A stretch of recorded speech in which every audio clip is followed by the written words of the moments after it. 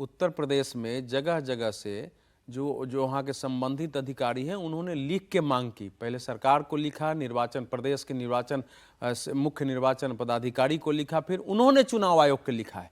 कोई भी राज्य के लोग अगर ऐसा लिख के देते हैं तो चुनाव आयोग बढ़ाना ही बढ़ाना है। यहाँ क्या हुआ है कि उत्तर प्रदेश में जो मेरी जानकारी आई है, मैंने कई लोगों से बात की अफसरों से, कि बोले कि अब जैसे ये गाजियाबाद के ऐसे कई क्षेत्र हैं, हमारे यहाँ वैशाली वसुंधरा के बहुत सारे क्षेत्र हैं, साहिबाबाद के क्षेत्र हैं, कि एक एड्रेस पर बहुत सारे लोगों के नाम थे, लेकिन अब उनका पता ही नहीं चल रहा है कि वो कहाँ है, उनके मोबाइल नंबर नहीं है। वो ढूंढने की कोशिश हो रही है कि ये कहाँ गए हैं ये सब लोग। उसमें बहुत सारे सब्जी बेचने वाले आए होंगे, रिक्शा चलाने वाले आए होंगे, 2003 से उनका नाम होगा, वो कहाँ चले गए। तो इसके लिए वक्त मांगा गया। तो पहले 11 तक बढ़ाया गया, फिर 16 तक बढ़ा है, अब फिर से मांग हुई है बढ़ाने की। तो जब आप मांग करेंगे तो बढ़ता है, क्योंकि 2,91,00,000 है। यूपी का चुनाव 2027 में होना है। पश्चिम बंगाल से इस प्रकार की मांग आएगी तो चुनाव आयोग को बढ़ाना ही पड़ेगा। लेकिन पश्चिम बंगाल में जब मुख्यमंत्री ही इस प्रकार से आक्रामक है, सर, कि हम कागज नहीं दिखाएंगे, तो वहां की समस्या अलग है, बहुत सीधा सा है। लेकिन यह है कि इसके बाद इस प्रक्रिया का परिणाम यह है कि धीरे धीरे हमारे मतदाता जो सूची है उसका एक विशेष शुद्धिकरण हो जाएगा। लेकिन इसमें, जैसा आप ही ने कहा, इसमें प्रक्रिया है कि किसी का नाम छूट जाए तो अंतिम समय तक भी वो नाम उसकी प्रक्रिया में जुड़ता रहेगा। इसलिए किसी को इससे भयभीत इसलिए केवल बीएलओ की ही नहीं बल्कि बीएलए की भी बड़ी भूमिका है, बूथ लेवल एजेंट्स की भी बड़ी भूमिका है। बात संघ प्रमुख मोहन भागवत की और गृह मंत्री अमित शाह की।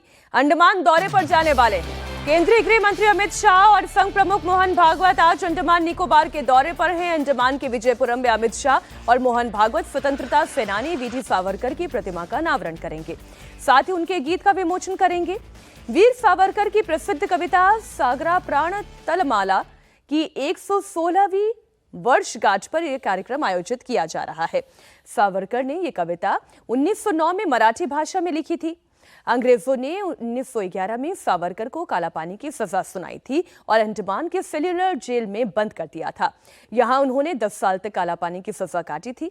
हालांकि बाद में उन्हें रत्नागिरी जेल में शिफ्ट किया गया। साल 1924 में फिर उन्हें जेल से रिहा किया गया था। सावरकर की जेल यात्रा का एक बार फिर से चर्चा में आना, मोहन भागवत तो जा ही रहे हैं, अमित शाह का भी वहां पर पहुंचना, और लगातार ये वो तैयारी है जो सरकार कोशिश कर रही है, जो आरएसएस लगातार कोशिश करती रही है, सावरकर भी देश के स्वतंत्रता सेनानी रहे, और कांग्रेस इसे शुरुआत से नकार रही है।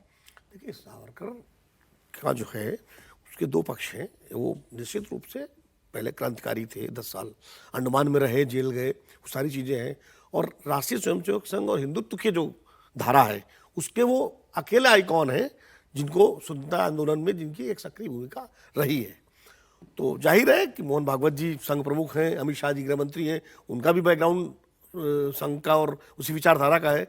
तो अपने अगर विचारधारा के आइकॉन की मूर्ति का अनावरण करने जा रहे हैं या उनके गीत की उम्र, तो उसमें क्या कांग्रेस से पूछती नहीं है ना कि किसने स्वतंत्रता संग्राम में साथ दिया? कांग्रेस क्यों, दोनों तथ्य हैं, वो भी तथ्य है, वो भी तथ्य है। 10 साल वो काला पानी में रहे, वो भी तथ्य है। उसका जो उन्होंने चिट्ठियां लिखी वो भी तथ्य है। कांग्रेस उस तथ्य को लेती है, बीजेपी और संघ इस तथ्य को लेते हैं। तो ये तो जो तथ्य जो सूट करता है जिसको, उसके हिसाब से। अब नेहरू जी को लेकर के बीजेपी सवाल नहीं पूछती, वो उनके तथ्य को ले, और कांग्रेस नेहरू जी को डिफेंड करती है। तो अपने अपने आइकॉन को के प्रति श्रद्धा व्यक्त करना और जो उससे सहमत नहीं वो सवाल पूछना, तो इसमें क्या दिक्कत है? ये तो डेमोक्रेसी का एक वो है। अवधेश जी, देखिए, ये अत्यंत ही महत्वपूर्ण और ऐतिहासिक कार्यक्रम है, क्योंकि सावरकर जी के बारे में मतलब एक अद्भुत व्यक्तित्व शायद धरती पर दूसरा होना बहुत कठिन है। कि ये जो कविता है, आप उनके मतलब 40 पुस्तकें तो उनकी मार्केट में उपलब्ध है, कि उस काली कोठरी में रखते हुए नाखून बढ़ा के दीवार पर जो है लिखना, और उन कविताओं को याद करना और कैदियों को रटा देना कि कविता मरे नहीं। वही जो अभी तो मोहन भागवत जी शायद सरसंघ चालक बनने के बाद पहली बार अंडमान जा रहे हैं, और अमित शाह जी दूसरी बार जा रहे हैं। वहाँ की एक संस्था है जिसने इस गीत का विमोचन कराने की बात इन लोगों से की थी। अब गीत की केवल कुछ पंक्ति सुनाता हूँ ये। और उन्होंने अंग्रेजी में 40 बताया था कि 40,000 पन्ने से ज़्यादा मराठी में लिखा है, 15,000 पन्ने से ज़्यादा अंग्रेजी में लिखा है, और लगभग 5,000 के आसपास पन्ने हिंदी में लिखा है। और हिंदी को राष्ट्रभाषा बनाने के का संघर्ष उन्होंने लंदन से ही शुरू किया था। और उनके आज़ादी के जो संकल्प होते थे उसमें चौथा संकल्प ये होता था सभी से कि भारत की हिंदी राष्ट्रभाषा बने और देवनागरी लिपि राष्ट्रलिपि हो। तो ये जो है कुछ पंक्ति में सुना देता हूं, इस खबर को थोड़ा समय देना चाहिए। मुझे हिंदी में, मुझे ले चलो हे सागर, मुझे मेरी मातृभूमि ले चलो, मेरी आत्मा उससे दूर पीरा में है। हे सागर, क्या मैंने तुम्हें हमेशा मेरी माता के चरणों में श्रद्धापूर्वक प्रणाम करते नहीं देखा? क्या तुमने मुझे अन्य देशों में जाने के लिए नहीं बुलाया था, प्रकृति की प्रचुरता देखने के लिए? मेरी माता का हृदय पीड़ा और अनिश्चितता से भर गया था हमारे बिछुड़ने की खबर सुनकर। फिर तुमने उससे एक पवित्र शपथ ली थी, मुझे मेरे अपनी पीठ पर उठाकर मेरी शीघ्र मेरा तो घर पक्ष वापसी ये का है वादा सर, किया था। जिस नाम से कांग्रेस को एलर्जी है, उस नाम को सरकार कैसे अपना आइकॉन बना रही है, उस पर कांग्रेस की क्या में भी दो प्रतिक्रिया पक्ष है। आएगी? कांग्रेस में